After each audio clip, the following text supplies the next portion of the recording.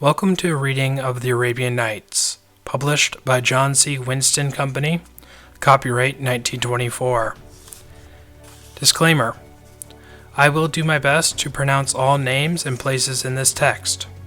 However, if you feel that I have pronounced something in error, please do contact me to correct me so that I may learn. Thank you so much for your time, and I hope you enjoy the reading. The story of Sindbad the Sailor. In the reign of Caliph Harun al-Rashid, there dwelt in Baghdad a poor porter named Sindbad, who often had to carry heavy burdens, which he could scarcely support. One very hot day he was laboring along a strange street, and overcome by fatigue he sat down near a great house to rest. The porter complimented himself upon his good fortune in finding such a pleasant place. For a while he sat there, reached his ears sweet sounds of music, and his senses were also soothed by sweet smells. Wondering who lived in so fine a house, he inquired of one of the servants. "What?" said the man. "Do you not know that Sindbad the sailor, the famous voyager, who has sailed around the world, lives there?" "Alas," replied Sindbad, "what a difference there is between Sindbad's lot and mine! Yet what great merit does he have that he should prosper and I starve?" Now Sindbad happened to overhear this remark, and anxious to see a man who expressed such strange views, he sent for Sindbad. Accordingly, Sindbad was led into the great hall, where there was a scrumptious repast spread, and goodly company assembled. The poor porter felt very uncomfortable until Sindbad bade him draw near, and seating him at his right hand, gave him food and drink, serving him himself. When the repast was over, Sindbad asked him why he complained of his condition. "My lord," replied Sindbad, "I confess that my fatigue put me out of humor, and occasioned me to utter some indiscreet words, which I beg you to pardon." "Do not think I am so unjust," resumed Sindbad, "as to resent such a compliment, but that you may know that my wealth has not been gained without labor. I recite the history of my travels for your benefit, and I think that when you have heard it, you will acknowledge how wonderful have been my adventures." Sindbad then related the story of his first voyage as follows. Their first voyage. When still a very young man, I inherited a large fortune from my father, and at once set about amusing myself. I lived luxuriously, and soon found that money was decreasing while nothing was added to replace the expenditure. Quickly seeing the folly of my ways, I invested the remainder of my fortune with some merchants of Bussorah, and joined them in their voyage, which was toward the Indies by way of the Persian Gulf. In our voyage we touched at several islands, where we sold or exchanged our goods. One day, whilst under sail, we becalmed near a small island, but a little elevated above the level of the water, and resembling a green meadow. The captain ordered his sails to be furled, and permitted such persons as were so inclined to land. Of this number, I was one. But while we were enjoying ourselves in eating and drinking, and recovering ourselves from the fatigue of the sea, the island on sudden trembled, and shook us terribly. The trembling of the island was perceived on board the ship, and we were all called upon to re-embark speedily, or should all be lost, for what we took for an island proved to be the back of a sea monster.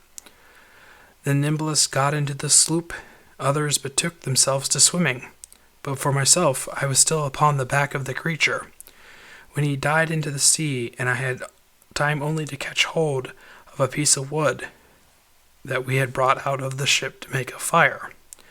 Meanwhile, the captain, having received those on board who were in the sloop, and had taken some up of those that swam, resolved to improve the favorable gale that had just risen, and hoisting his sails pursued his voyage, so that it was impossible for me to recover the ship. Thus I was exposed to the mercy of the waves. I struggled for my life all the rest of the day and the following night, but this time I found my strength gone.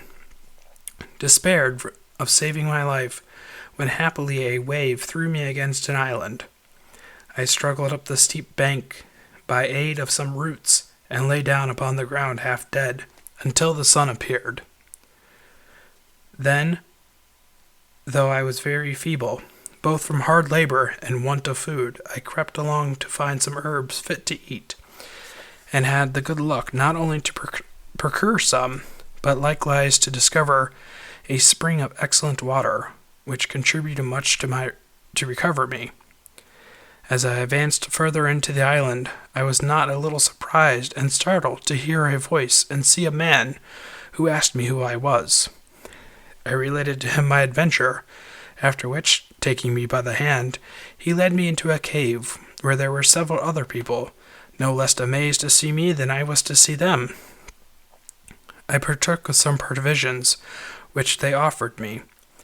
I then asked them what they did in such a desert place, to which they answered that they were grooms belonging to the Maharaja, sovereign of the island, and that they were about to lead the king's horses back to the palace. They added that they were to return home on the morrow, and had I been one day later, I must have perished, because the inhabited part of the island was at a great distance, and it would have been impossible for me to get there without a guide. When the grooms set out, I accompanied them, and was duly presented to the Maharaja, who was much interested in my adventure, and bade me stay with him as long as I desired. Being a merchant, I met with men of my own profession, and particularly inquired for those who were strangers, that perchance I might hear news from Baghdad, or find an opportunity to return, for the Maharaja's capital is situated on the seacoast, and has a fine harbor where ships arrive daily from different quarters of the world. I frequented also the society of the learned Indians, and took delight in hearing them converse. But withal I took care to make my court regularly to the Maharaja, and conversed with the governors and petty kings, his tributaries, that were about him. They put 1,000 questions respecting my country, and I, being willing to inform myself as to their laws and customs, asked them concerning everything which I thought worth knowing. One day, as I was at the port, the ship in which I had set sail arrived, and the crew began to unload the goods. I saw my own bales with my name upon them, and going up to the captain, I said, "I am that Sindbad who you've thought to be dead, and those bales are mine." When the captain heard me speak such, "Heavens!" he exclaimed, "who can we trust in these times? There is no faith left among men. I saw Sindbad perish with my own eyes, as did so the passengers on board, and yet you tell me you are that Sindbad. What imprudence is this? To look upon you, one would take you to be a man of honesty, and yet you tell a horrible falsehood in order to possess yourself of what does not belong to you." "Nevertheless, I am Sindbad the sailor," I insisted. "You must believe me. I speak nothing but the truth." I spoke earnestly, and brought to his remembrance a number of things that had happened on our voyage with the merchants of Bussorah. After that much discussion, the captain was convinced of the truth of my words, and having seen me identified by members of the crew, he handed over my goods, congratulating me on my escape. I took out what was the most valuable in my bales, and presented them to Maharaja, who, knowing my misfortune, asked me how I came by such rarities. I acquainted him with the circumstance of their recovery. He was pleased at my good luck, accepted my present, and in return gave me one much more considerable. Upon this I took a leave of him, and went abroad the same ship, after I exchanged my goods for the commodities of the country. We passed by several islands, and at last arrived at Bussorah, from whence I came to the city with goods, which I sold for 100,000 sequins. Sindbad stopped here and ordered the musicians to proceed with their concert, which the story had interrupted. The company continued enjoying themselves till the evening, and it was time to retire, when Sindbad sent for a purse of 100 sequins to be given, and giving it to the porter said, "Take this, Sindbad, return to your home and come back tomorrow and hear more of my adventures." The porter went away, astonished at the honor done, and the present made him. Arrayed in his best apparel, he returned to Sindbad's house the next day and was welcomed heartily. When all the guests had arrived, dinner was served.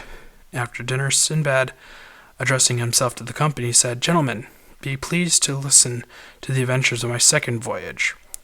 They deserve your attention even more than those of my first voyage." Upon which everyone held his peace, and Sindbad proceeded with his narrative. The story of Sindbad and the first voyage. Thank you so much for tuning in. If you liked that video and want to see more, please like and subscribe. You can follow me on social media with the links in the description box. Check out my books on Amazon under Patrick J. Murphy III. Intro music, Birth of a Hero from bsound.com. Outro music, Jazz Frenchie from bsound.com.